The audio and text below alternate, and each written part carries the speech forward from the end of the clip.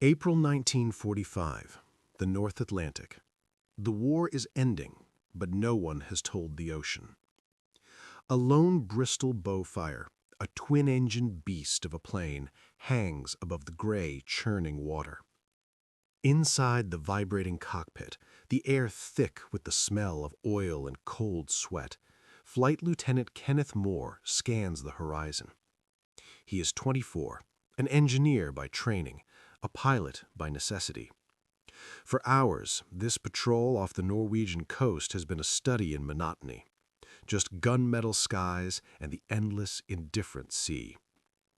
His navigator, Sergeant Thomas Reed, a quiet man who knows Moore's silences better than anyone, is the first to spot them. 3 dark shapes crawling south, hugging the fjords for protection. Moore banks the aircraft, dropping low.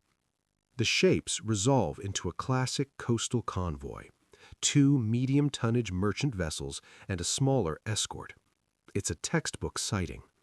Reed scribbles the coordinates and encodes the message. Observe, report. Let the destroyers and bombers handle it. That is the system, the doctrine, the standing order drilled into them for years. The message is sent. Mission complete. They should turn for home. But Moore does not turn. He continues circling, a predator studying its prey, his eyes fixed on the ships that believe they are safe. The silence on the intercom is heavy with unspoken questions. Moore feels the weight of the 8 rocket projectiles slung beneath his wings, a tangible argument against protocol. The convoy is not zigzagging. There is no sign they've been spotted. The conditions are perfect. A calm sea, a clear sky, and no enemy air cover in sight. He thinks of tonnage. Ammunition for a garrison that refuses to surrender? Fuel for coastal guns that are still firing on Allied ships? Reed senses the shift in the engine's tone, the subtle change in their flight path. He reminds Moore of their fuel state, a gentle nudge back toward procedure. Then he asks if they are heading back. Moore does not answer immediately. He is an engineer, a man who trusts systems and calculations. He knows the rules. He also knows that in 12 hours these ships will be unloaded, their cargo dispersed, and the men they supply will kill Allied soldiers. The strike package might be too late. The weather might turn. The system is too slow. He is calculating stress points, not of a bridge, but of a command structure stretched thin by a dying, desperate war. Calculate an attack vector, he says, his voice calm, decisive. There is a pause from the back. Reed reminds him of the standing order. Moore acknowledges it. Then Moore banks the Bowfighter into a wide, deliberate turn, lining up on the rearmost merchant ship. He had spent 4 years watching. Now, for the next 12 minutes, he will act.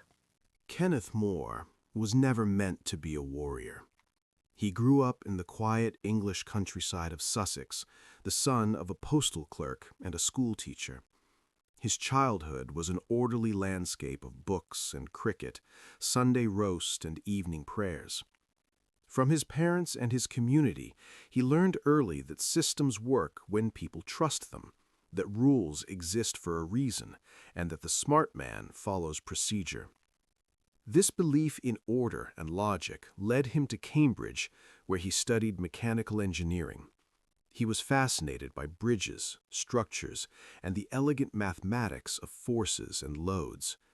He saw a profound beauty in a well-designed truss, in the invisible way a beam could distribute weight and withstand stress. His professors noted his uncanny, intuitive grasp of failure points. He could look at a complex design problem and see precisely where it would break under pressure. When war came in 1939, he did not rush to enlist. He was halfway through his degree and assumed he would finish it, eventually being assigned to a technical corps to work on aircraft design or logistics. The war, he believed, would need engineers just as much as it needed soldiers. But the war moved faster than anyone's plans, and by 1940, with the RAF losing pilots at an unsustainable rate, the call went out for volunteers with technical aptitude. Moore, with his understanding of aerodynamics and his skill with instruments, fit the profile perfectly. He was assigned to Coastal Command in early 1941, a branch of the RAF far from the glamorous dogfights of the Battle of Britain or the celebrated bombing raids over Berlin. The work was tedious, cold, and essential. It involved endless hours flying long, monotonous patrols over the North Atlantic, hunting for submarines and protecting Allied convoys. Most missions were a study in boredom, hours of staring at an empty gray sea, stitched together by moments of confusion or false alarms.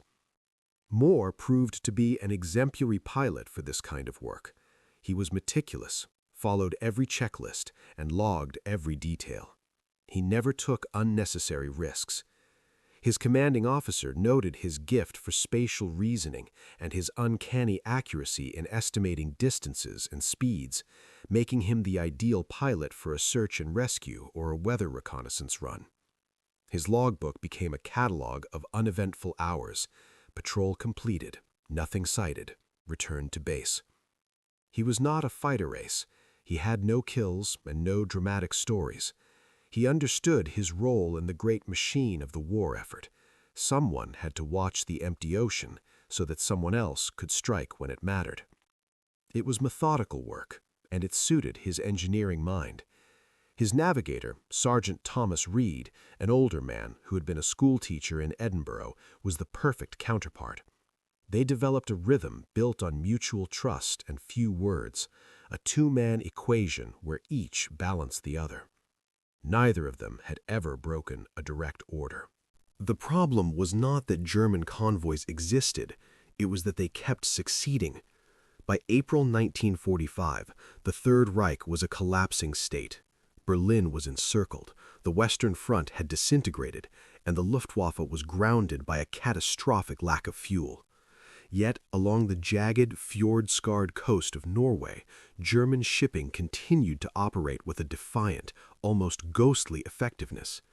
Norway was the Reich's last functional artery, a vital corridor supplying over 300,000 German troops who remained well-armed and entrenched. They needed food, ammunition, and fuel, and they received it by sea. The German strategy was a masterpiece of tactical evasion. Small, nimble convoys ran the gauntlet at night, using the labyrinthine fjords as natural highways, shielded from air attack by sheer granite cliffs. By the time an Allied reconnaissance aircraft spotted them and relayed their position, the ships had often vanished, changing course or slipping into a hidden port. Allied commanders in Coastal Command were trapped in a frustrating cycle. The intelligence was good, the patrols were relentless, but the response time was not. Between the moment of sighting, reporting, authorization, and the final assembly of a strike package, hours, sometimes a full day would pass. The window would close. The doctrine made sense on paper. A single aircraft, even an armed one, should not engage a defended convoy. The risk of losing the plane and crew was too high for a low-probability outcome. The official procedure was to gather intelligence, call in the bombers, and overwhelm the target with coordinated force. But the doctrine assumed a static target. It assumed you had time, and in the final weeks of the war, time was a luxury the Allies didn't have. This rigid adherence to procedure was the true, unsolvable problem. The commanders knew it. They saw the pattern in the intelligence reports, supplies reaching units that should be starving, coastal guns that should be silent, still firing, and pockets of resistance that should have crumbled, still holding firm. But changing doctrine is a slow, bureaucratic process, laden with risk. Authorizing independent strike authority for reconnaissance pilots was a terrifying prospect for the high command. What if a pilot, eager for glory, attacked a neutral Swedish vessel? What if they misidentified a hospital ship? What if they were shot down attempting a foolish act of bravado? The calculus was cold and impersonal. It was better to allow some enemy cargo to slip through than to lose highly trained crews and expensive aircraft to undisciplined heroics. Kenneth Moore, the engineer, understood this calculus perfectly. He had sat through the briefings and heard the logic. He did not disagree with it in principle, but principle does not account for the moment of opportunity, the fleeting alignment of variables when the target is right in front of you, undefended and unaware. The impossible problem he faced in that cockpit was not how to sink the ships. It was how to justify the decision to act without permission, to break the chain of command, and to trust his own immediate judgment over a system designed to prevent exactly this kind of freelancing.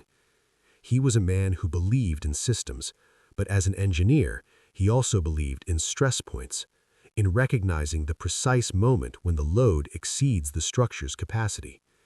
As he watched the German ships, he saw that the system was too slow. The structure was failing. He had 8 rockets, 4 cannons, and a clear line of attack.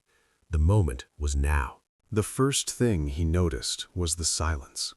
Not silence in his cockpit, where the twin engines of the Beaufighter roared, but a silence from the convoy.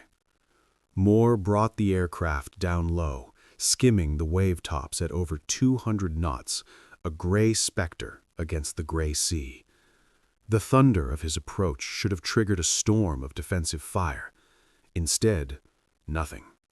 The German ships plowed forward, oblivious, maintaining their steady course.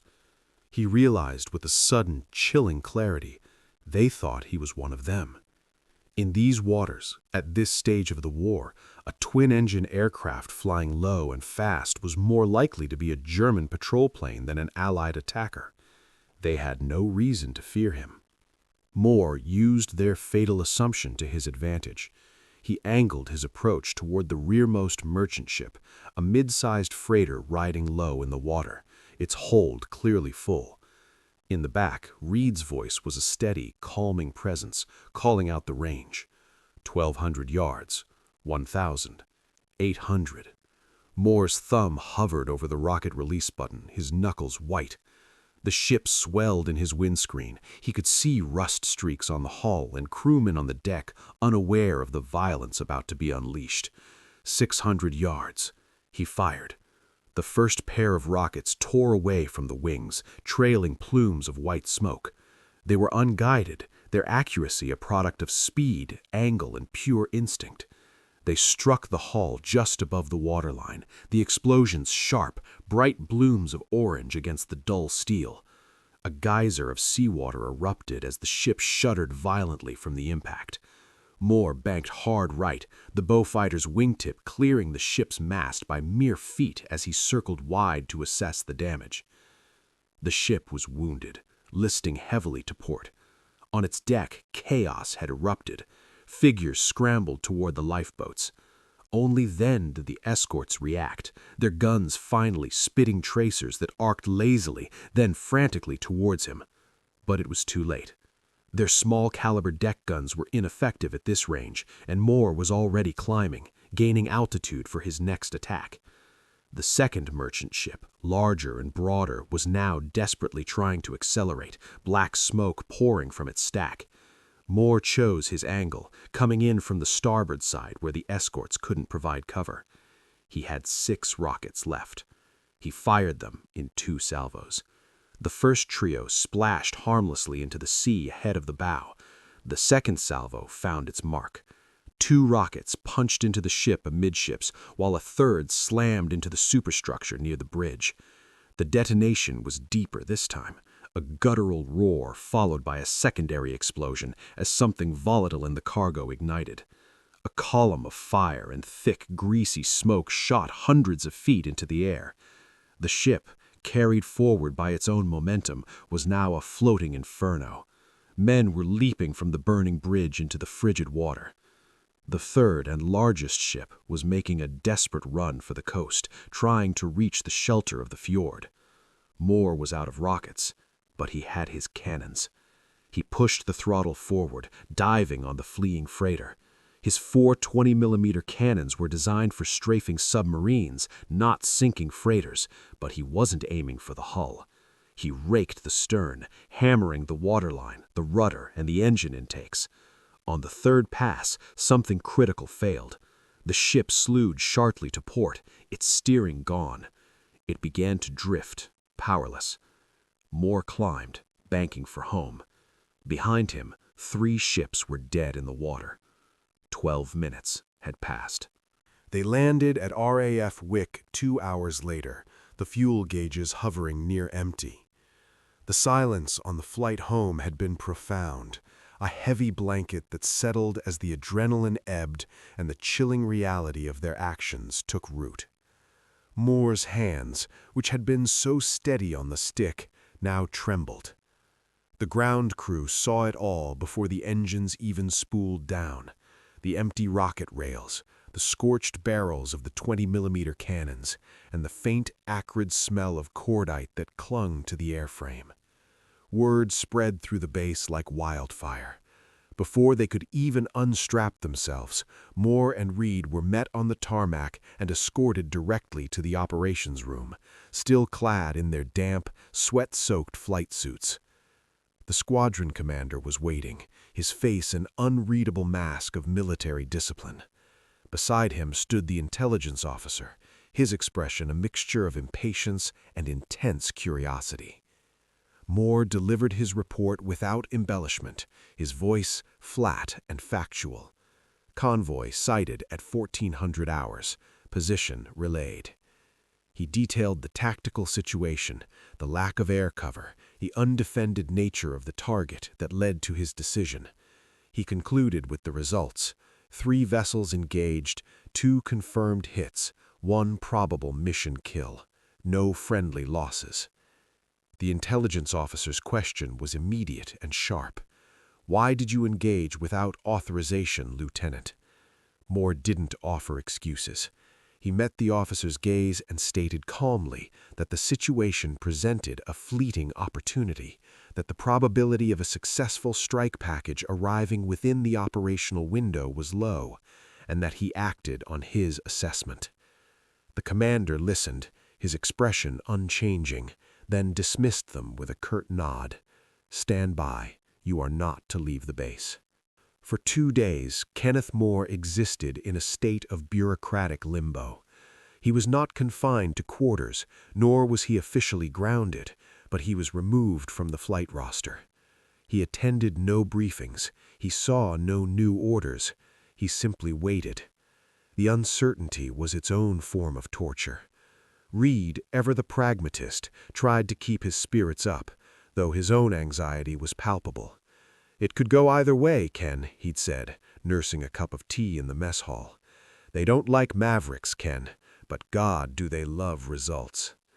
The entire squadron knew, and a tense quiet fell over any room Moore entered. He was a ghost at his own trial. On the morning of the 3rd day, the verdict arrived, not in the form of a court-martial summons, but as a set of glossy reconnaissance photographs. A high-altitude Spitfire had flown over the Norwegian coast at dawn. The images, though grainy, were devastatingly clear. 2 distinct oil slicks stained the sea, marking the graves of 2 ships. A 3rd vessel was beached near the entrance to a fjord, abandoned and broken. The intelligence assessment that followed was even more damning for Moore's accusers.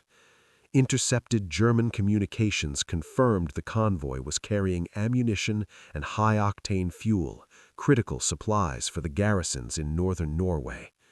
The report concluded that the loss represented a significant disruption to enemy logistics, an impact equivalent to a full squadron-level bombing raid achieved by a single aircraft with 0 Allied losses. The squadron commander called Moore into his office. He did not smile. He told Moore that he had disobeyed a direct order, that independent action undermines the very foundation of command authority, and that luck is never a substitute for discipline. Then, after a long, agonizing pause, he told Moore that the Admiralty had confirmed the sinkings and that he was being returned to active flight status, effective immediately.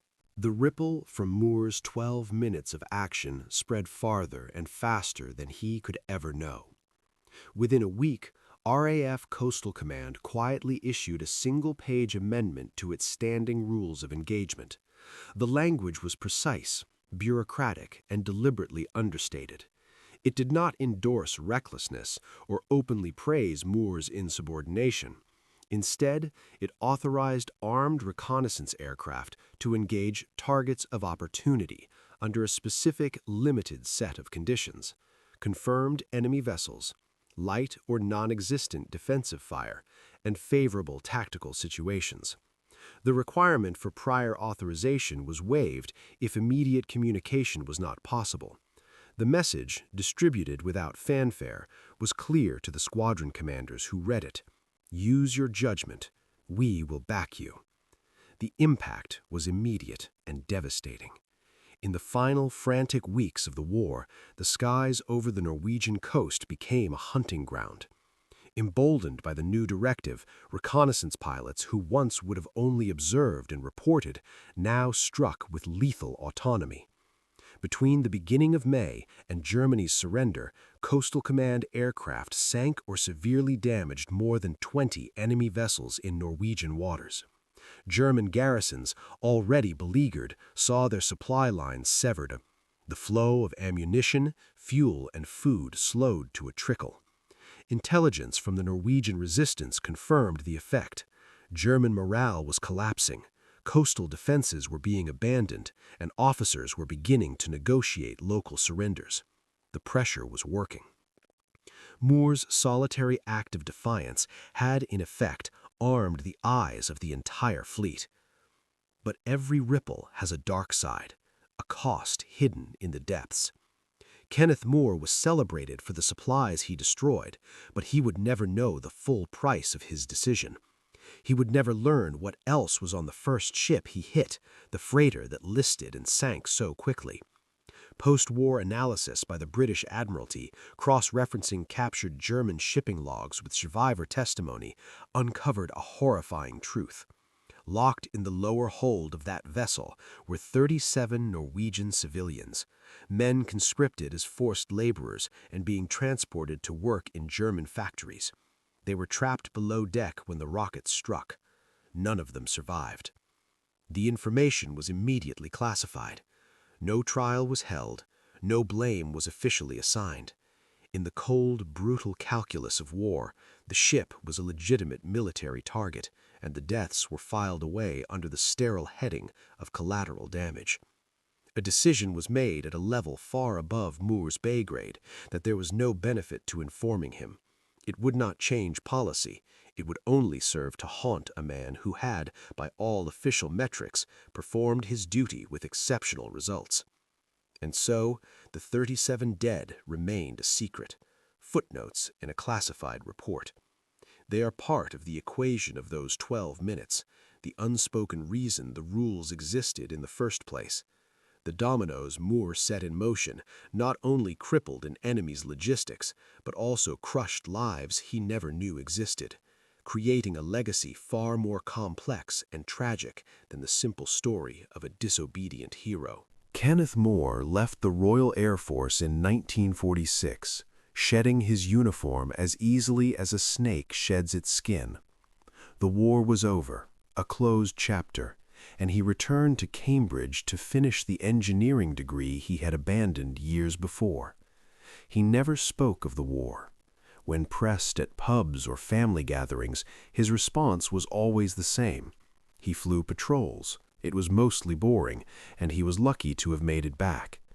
There was no mention of convoys, no talk of rockets or cannons, no hint of the 12 minutes that had redefined his life and rewritten RAF doctrine. In 1948, he married a woman who loved his quiet demeanor and his steady hands. He found work as a civil engineer, designing bridges across the Midlands.